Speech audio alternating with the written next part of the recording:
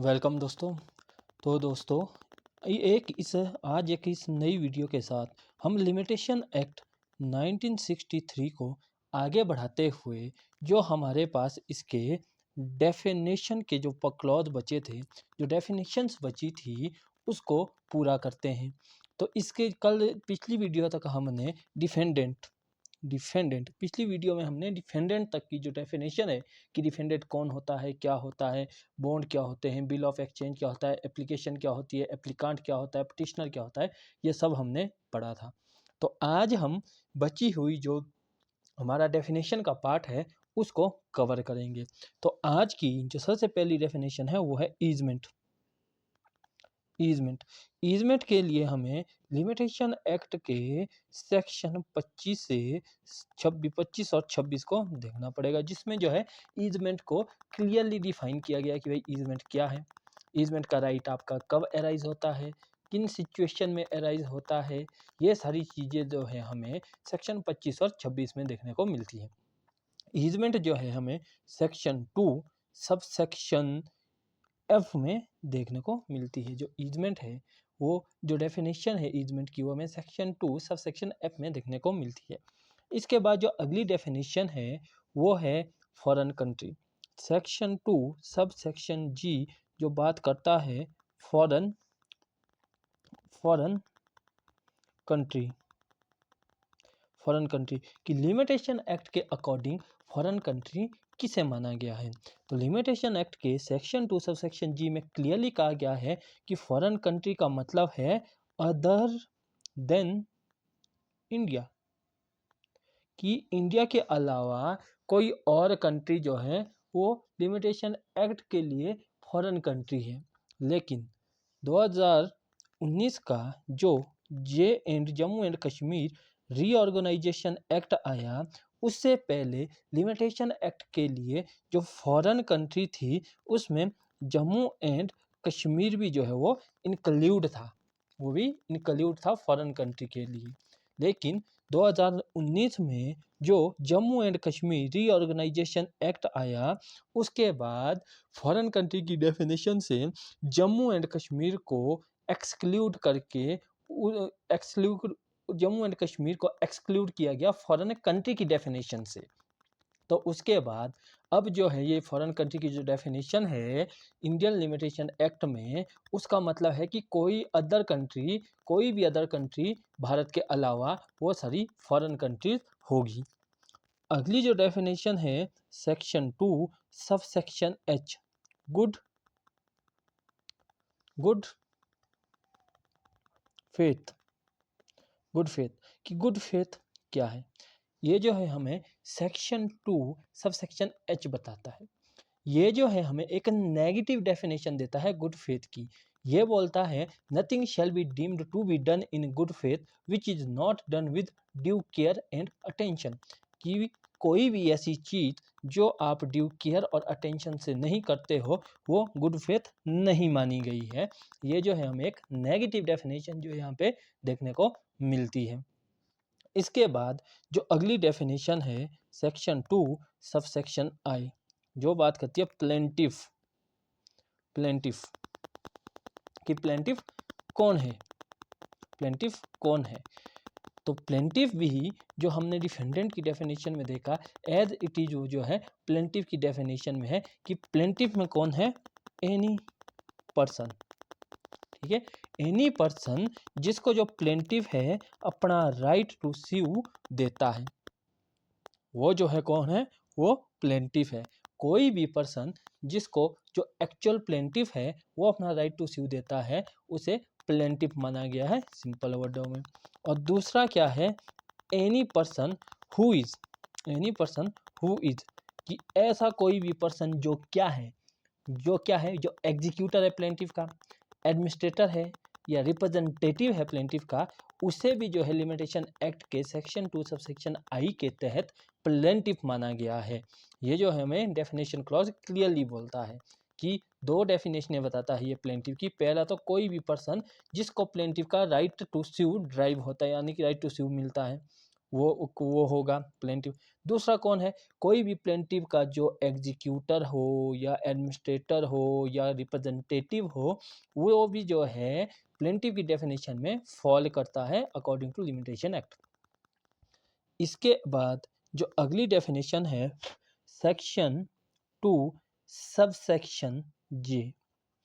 Section 2 subsection जे बात करता है पीरियड ऑफ लिमिटेशन, कि पीरियड ऑफ लिमिटेशन क्या होता है। अगर हम इसकी डेफिनेशन को पढ़ें तो डेफिनेशन बताती है कि period of limitation means the period of limitation prescribed by any suit appeal और application by the schedule and the prescribed period means a period of limitation computing in accordance with the provision of this act।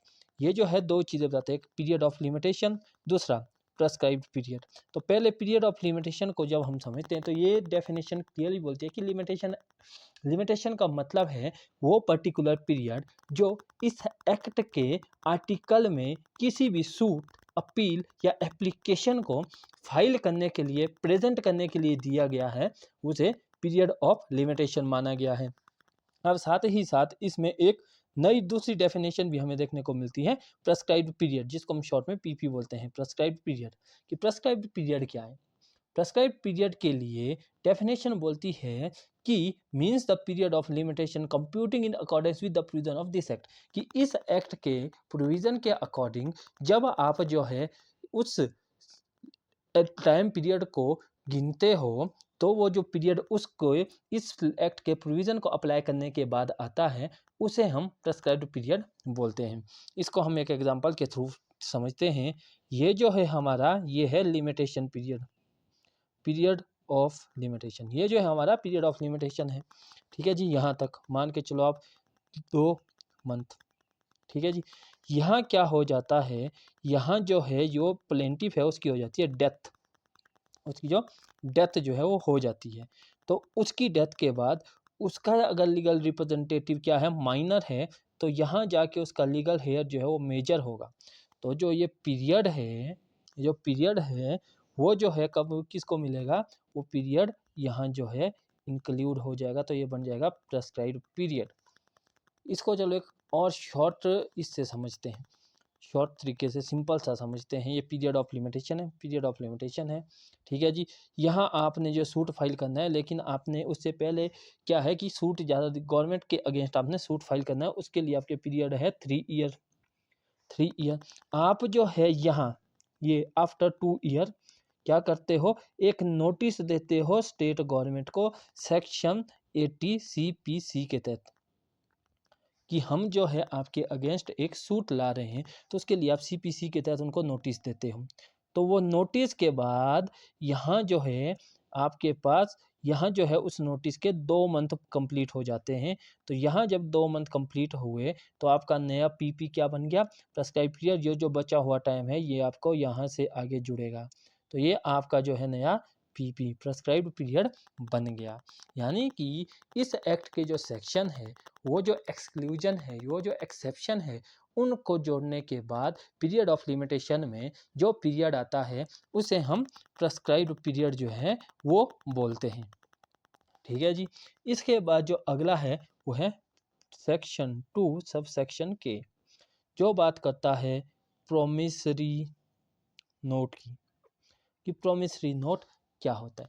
Promissory note एक तरह का document है, instrument है negotiable instrument act में एक तरह का इंस्ट्रूमेंट है, जिसमें क्या होता है आपने स्पेसिफाई करते हैं आप कुछ सम ऑफ मनी। ये जो है पैसे के लेन देन के लिए एक इंस्ट्रूमेंट है, जिसके थ्रू आप जो है पैसों का लेन देन अदर पार्टी के लिए कर सकते हैं। ये एक पैसों के लेन देन के लिए एक इंस्ट्रूमेंट है। इसके बाद जो अगली डेफिनेशन है section 2 subsection L, section 2 subsection L, ये बात करती है सूट की। सूट कि सूट क्या माना गया है। सूट के लिए लिमिटेशन एक्ट क्लियरली बोलता है कि वो हर चीज़ सूट है जो अपील नहीं है या एप्लीकेशन नहीं है।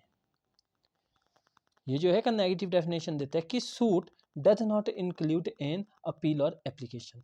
यानी कि सूट में अपील और एप्लीकेशन नहीं आती है, यानी कि हर वो चीज़ जो अपील नहीं है या एप्लीकेशन नहीं है बट किसी कॉम्पिटिटिव कोर्ट के आगे प्रेजेंट की जाती है, फाइल की जाती है, उसे हम सूट कहते हैं इन सिविल कोर्ट।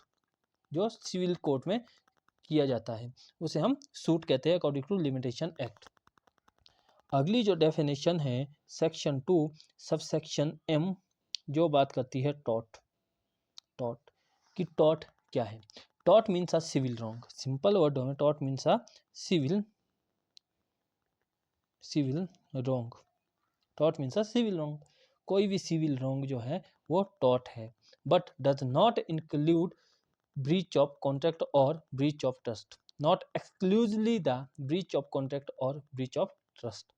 सिर्फ ब्रीच ऑफ कॉन्ट्रैक्ट या ब्रीच ऑफ ट्रस्ट ही जो है वो सिविल रॉन्ग नहीं है। अदर चीज़ें जो भी सिविल रॉन्ग में आता है, ट्रेसपास हो गया, डेफेमेशन हो गया, ये सारे जो हमारे सिविल रॉन्ग में आते हैं, तो ये सब जो है ये टॉर्ट है। इसके बाद जो लास्ट डेफिनेशन है सेक्शन 2 सबसेक्शन एन, जिसकी बात करता है वो है ट्रस्टी। ट्रस्टी ट्रस्टी कौन है according to limitation act? According to limitation act trustee does not include a benamidar and mortgagee remaining in the possession after the mortgage has been satisfied or a person in wrongful possession without title। यानी कि trustee कौन नहीं है? पहला बेनामदार, जो बेनामदार है वो भी ट्रस्टी नहीं है। दूसरा मॉर्टगेजी, मॉर्टगेजी जो है वो भी ट्रस्टी नहीं है। और कोई भी ऐसा पर्सन जो रॉन्गफुल पोजेशन में है किसी प्रॉपर्टी के, तो वो भी जो है वो ट्रस्टी नहीं माना गया है अकॉर्डिंग टू लिमिटेशन एक्ट। तो इस वीडियो में हमने लिमिटेशन एक्ट के जो डेफिनेशंस पार्ट जो बचा था उसको कंप्लीट कर दिया है।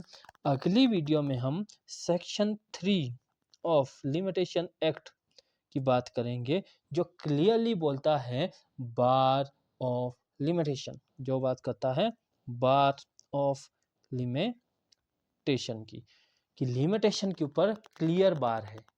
After prescribed period, after period of limitation bar है। सेक्शन 3 इसी के बारे में बात करता है कि कब जो है आपके लिमिटेशन पीरियड जो है ख़त्म हो जाता है, या कब जो है आपके ऊपर सूट फाइल करने के लिए कोई बार लग जाता है। ये हमें सेक्शन 3 में देखने को मिलता है, जो कि हम नेक्स्ट वीडियो में बात करेंगे।